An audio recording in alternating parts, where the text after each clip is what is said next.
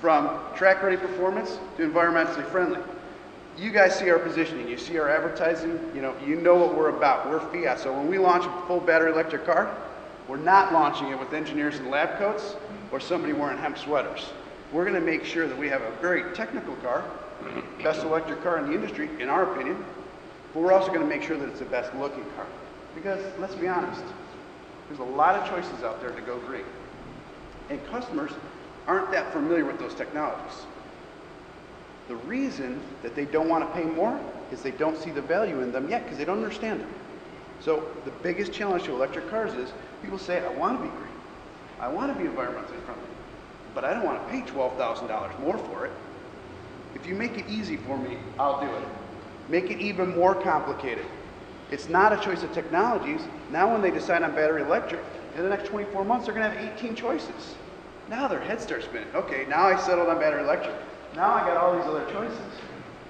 Each one of these cars is going to be positioned differently. They're going to go after different customers, different segments. This gets really, really minute levels of detail. You talk about going after an industry with a shotgun approach. Then you say you want to get specific and you go with a rifle. Well, you know the size of the battery electric segment. Put 18 cars in it. This is a scalpel. People are scalpeling up this thing trying to go after that customer. We looked at this and we said, okay, we've got to do this differently. We've got to make this car all about the positioning of the car. We don't want to build an electric car. The Fiat 500e, from a positioning standpoint, Lou will argue with me. He should, because it's his baby and he built a beautiful car. But from a positioning standpoint, I say this is not an electric car. I say it's a Fiat 500 that also happens to have a state-of-the-art electric powertrain. Now that's easy to say, that's a bunch of marketing BS. If I can back that up though, maybe it's something different. Maybe it's something different than somebody else has done. So I say there's 4 challenges. There's 4 challenges to every electric car. Why don't electric cars sell? You guys are all thinking this. Why do customers not want to buy an electric car? 4 reasons: price, complexity, range, and infrastructure. First one's obvious. Price. This is the first time you're going to see it. Price of the car is $32,500. It's a good price, but I'm going to tell you how we're going to make that even more attractive. The reason that electric cars are challenged is if you look at our base car, 40 mpg, $16,000. The electric car, $32,000. It's a great price point. It's double the price of our 40 mpg car. I like to be green. I like to be environmentally friendly, but I'm not paying double. Okay, so let's make sure we don't decontent the car. Let's give you a car that's completely loaded, every single option. On our electric car, there are no options other than a sunroof and a sport package. That's it. Pick your color, say if you want a roof, say if you want a sport package. That's it, everything. So if I make a comparison to our regular gas car with all the same equipment, it's $20,700. Okay, now you're getting closer, but you're still $12,000.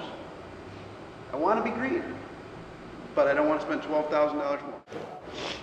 Buying a car is complicated, but people now have gotten used to, okay, that's the sticker price, there's rebates, I negotiate, that's how I buy a car. Now an electric car adds a whole new level. Now I've got federal tax credits, I've got local credits, I've got employer rebates, I've got HOV. Oh God, how does all this work?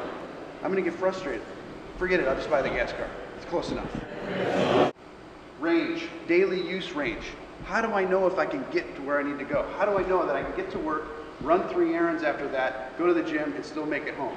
How do I know that I can do that every single day? Occasional use anxiety. You may have seen that we did a press release last week. We have a very unique thing that we're trying to do to overcome that.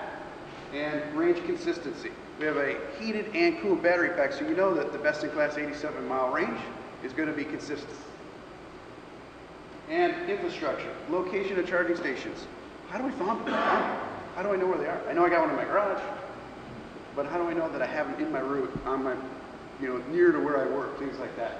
And product choices and availability. This is a brand new one that's just been cropping up recently. Electric cars are expensive. Dealers have to stock cars. It's not like Europe where they order a car. Here they stock a car, the customer comes in, buys the car, and takes it away that day. Well, dealers don't want to stock 15 or 20 of them. They have all the different colors, all the different interiors, all that kind of stuff. So customers are telling us, I really wanted the gray one, but they didn't have it. I don't want to order it.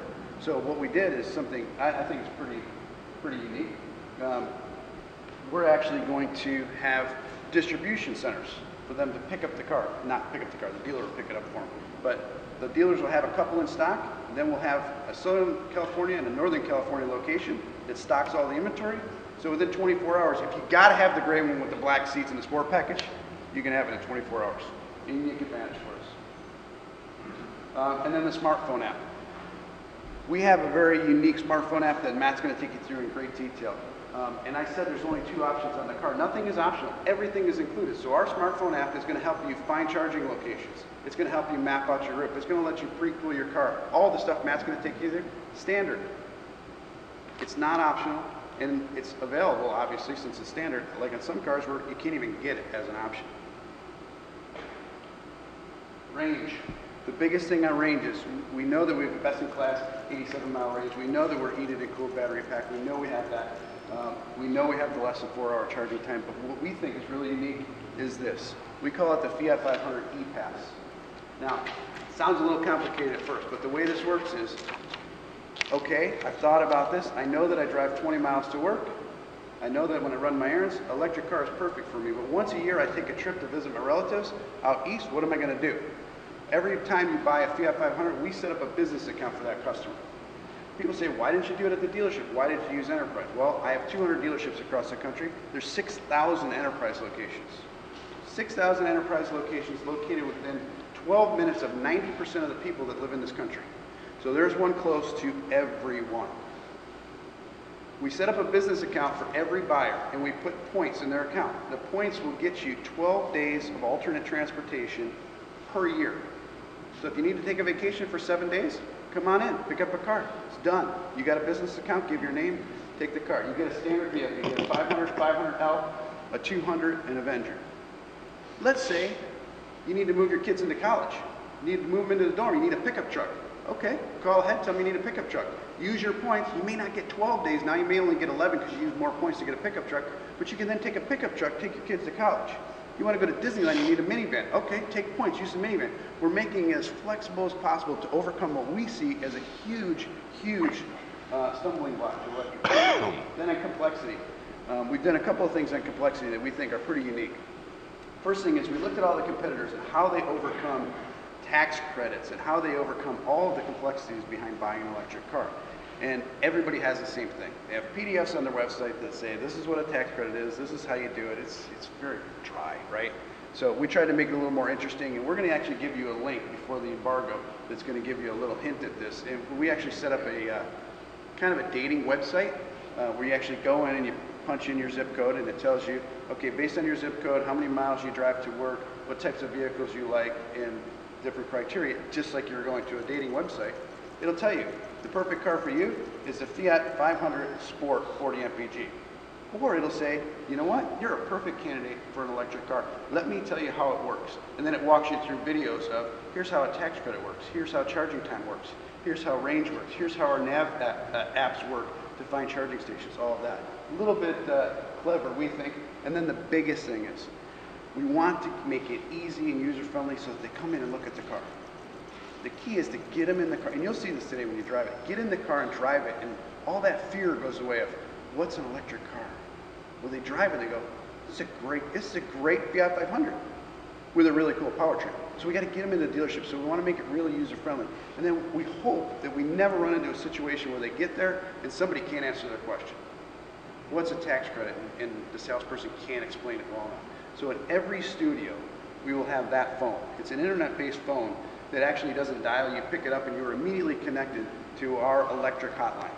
So you walk in and you got a question on charge times, range, smartphone apps, how your tax credit's going to work.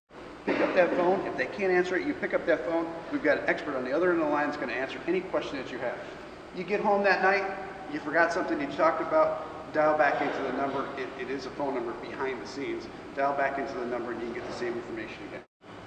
Price is the #1 stumbling block.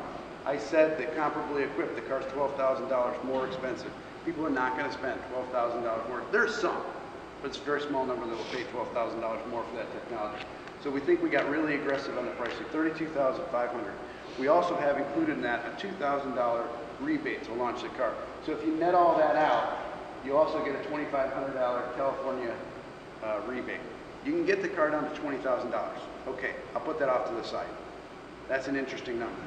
But that's not the most interesting thing. The most interesting thing is what we're going to do to position this car for the customer to buy it. We think the average customer is going to lease this car. In California, the Leaf is leasing now about 80%.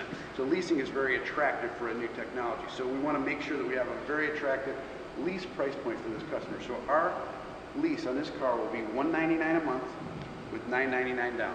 That is very significant because that is the exact same lease that we have on our pop $16,000 car.